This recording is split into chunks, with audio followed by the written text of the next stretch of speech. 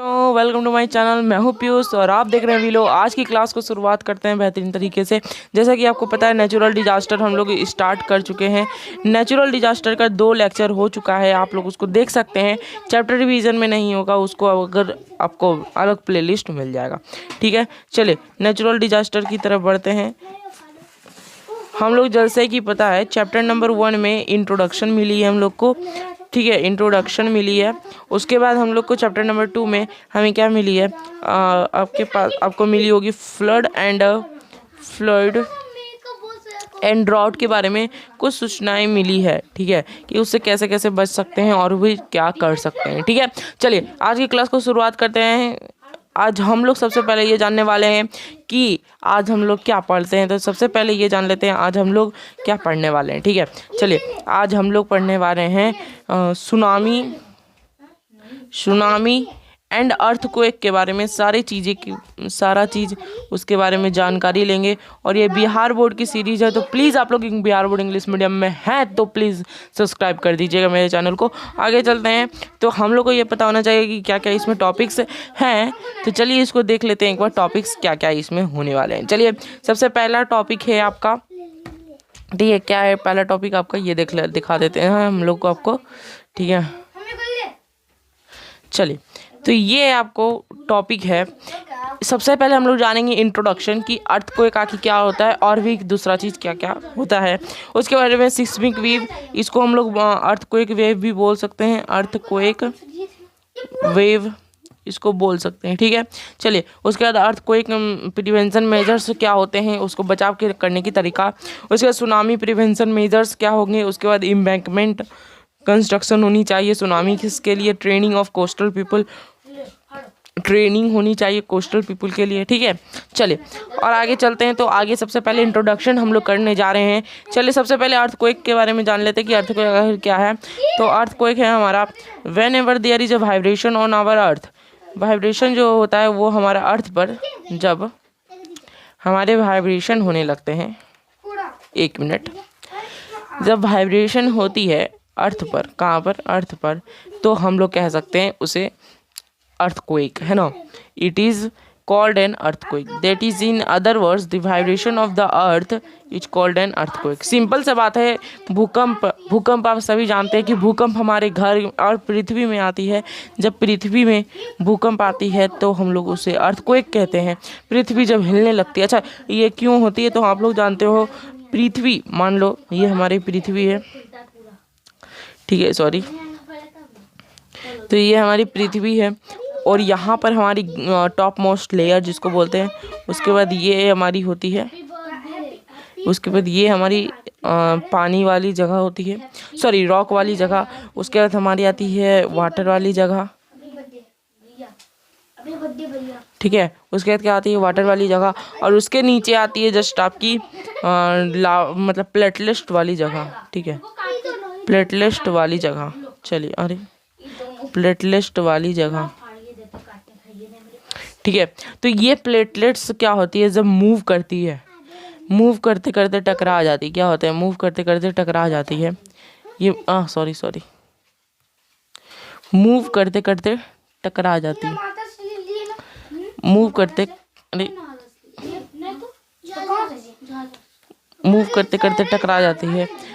तो फिर ये क्या होता है, मूव करते करते टकरा जाती है, उसके बाद ये मूव हो जाती है और वो टकराना हमारा अर्थक्वेक कहलाता है। ठीक है, जब ये टकरा जाती है तो हमारा अर्थक्वेक कहलाता है। ठीक है, चलिए अब सुनामी की बात करें। जैसा कि आपको पता है सुनामी हमारी क्या है, सुनामी एक बेहतरीन, एक पानी का लहर उसको बोल सकते हैं हम लोग, लहर बोल सकते हैं। तो when an earthquake occurs, 1 minute, when an earthquake occurs at the bottom of the sea, the water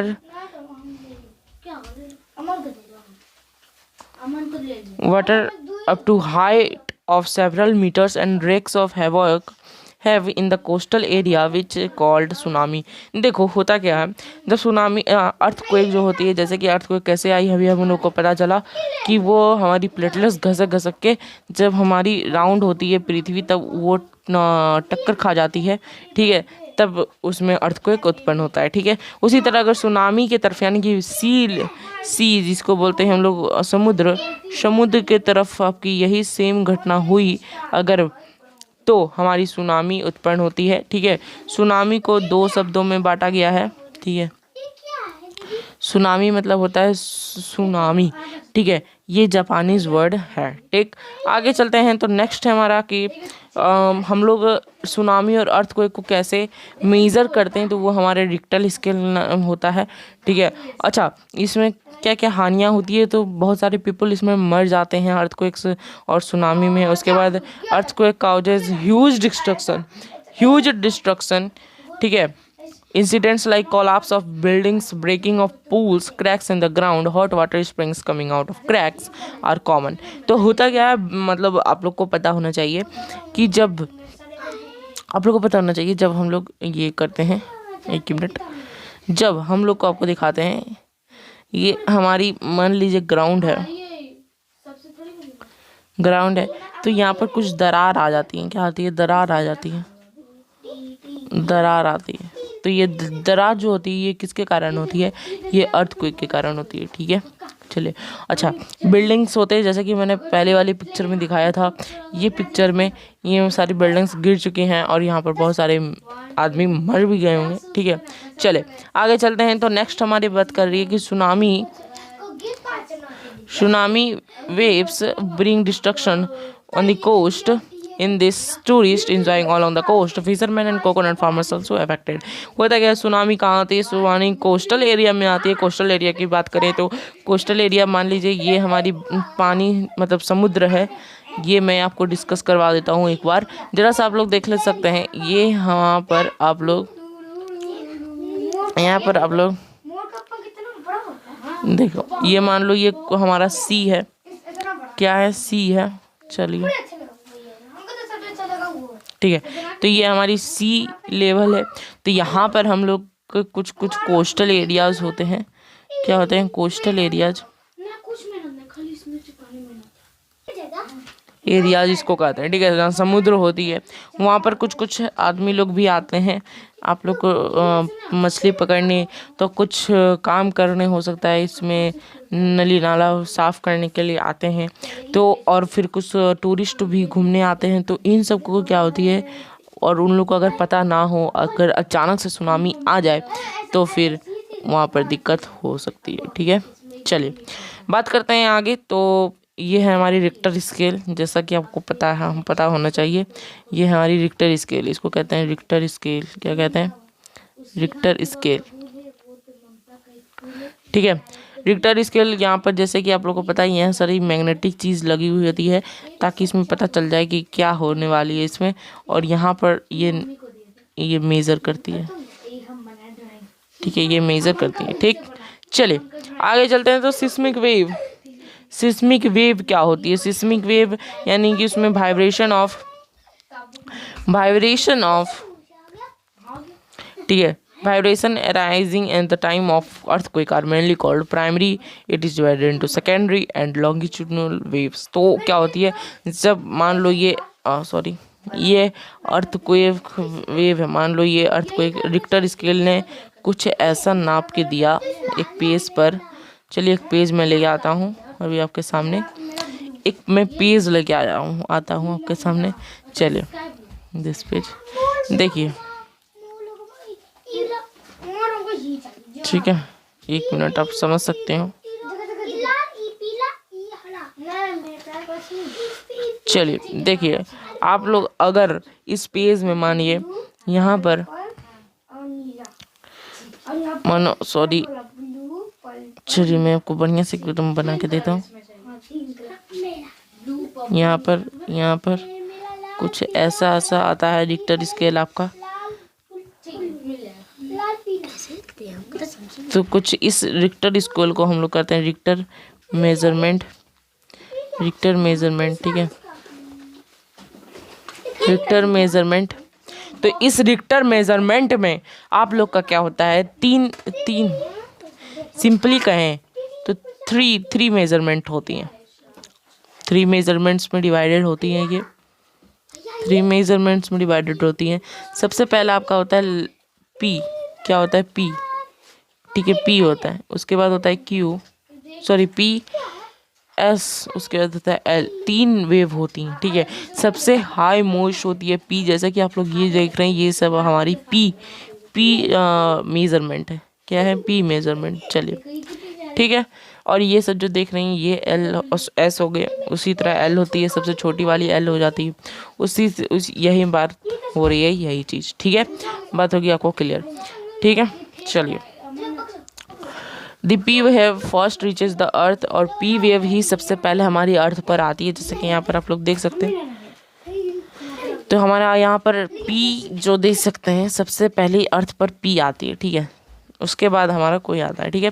S is a transverse wave and its speed is less than that of the primary wave. तो primary wave से कम हमारा wave जो होता है वो S होता है। उसके बाद हमारा एल वेव आता है। क्या आता है? L wave. वही हमारा जो होता है वो लोवेस्ट स्पीड होता है, ठीक है। सबसे धीरे धीरे वो आता है, इसके कारण से उसको लोवेस्ट स्पीड बोला भी जाता है, ठीक है। It reaches a place last because of moving horizontally with slow speed but it is most destructive, ठीक, समझे आप लोग। चलिए आगे चलते हैं। अर्थक्वेक प्रिवेंशन मेजर्स क्या होता है? अर्थक्वेक प्रिवेंशन मेजर एक बहुत इंपॉर्टेंट, हम लोग के लिए इम्पॉर्टेंट है, क्योंकि हमारी भूकंप बिहार में अधिकतर आती रहती है, और बिहार में नहीं पूरी इंडिया में भूकंप आती ही रहती है तक, ठीक है। चलिए, तो अर्थक्वेक फोरकास्टिंग ये बहुत इम्पॉर्टेंट है। इसका मतलब क्या होता है कि इसमें पहले से ही पता हो जाता है अर्थक्वेक के बारे में, भूकंप के बारे में पहले से ही पता हो जाता है कि भूकंप आने वाली है कि नहीं। इसको पता करने के लिए सिस्मोग्राफ, ठीक है, सिस्मोग्राफ को पता इससे लगती है कि अर्थक्वेक आने वाली है या फिर नहीं। Due to which the damage can be reduced, ठीक, तो due to which the damage can be reduce, उसके कारण से रिड्यूस हो सकती है, ठीक। बिल्डिंग कंस्ट्रक्शन के बारे में बात करें तो बिल्डिंग कंस्ट्रक्शन है, तो यहाँ से डिस्ट्रक्शन के काउजेस बहुत ज़्यादा रहती है बिल्डिंग्स में, तो should be constructed by the basis of anti earthquaking techniques. तो एंटी अर्थक्वेक्स टेक्निक्स को लगा के हम लोग इसको बिल्डिंग कंस्ट्रक्शन बना सकते हैं। उसके बाद हमारी आती है एडमिनिस्ट्रेटिव वर्क्स, ताकि ये सब ना हो पाए हम लोग को ये प्रॉब्लम क्लियर करने के वजह से, ठीक है। चलिए आगे बढ़ते हैं। तो administrative vigilance is very necessary to prevent the devastation caused by earthquake. As such earthquakes are likely to occur on the basis of advanced vibrations of modern media and police and district administration should be more effective to declare it, ठीक। समझ में आया आप लोग को कि administrative work क्या होती है? इस सब हमारी डिवास्टेशन यानी कि अर्थक्वेक को मेजरमेंट करने के लिए करती है, ठीक है। अर्थक्वेक ना हो इसलिए, मतलब अर्थक्वेक हो लेकिन हमारी जनता को कोई हानि ना हो, ठीक है। चलिए आगे चले, तो आगे हम लोग के बारे में कॉपरेशन ऑफ एनजीओ, एनजीओ का भी बहुत बड़ा रोल है हमारे इस अर्थक्वेक के प्रिवेंशन में। चलिए पढ़ते हैं इसको।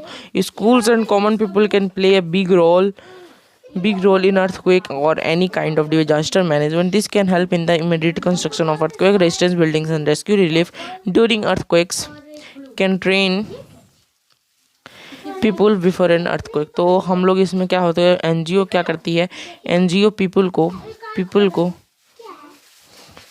को ट्रेंड करती है कि उन्हें कैसा रहना चाहिए अर्थक्वेक में, ठीक।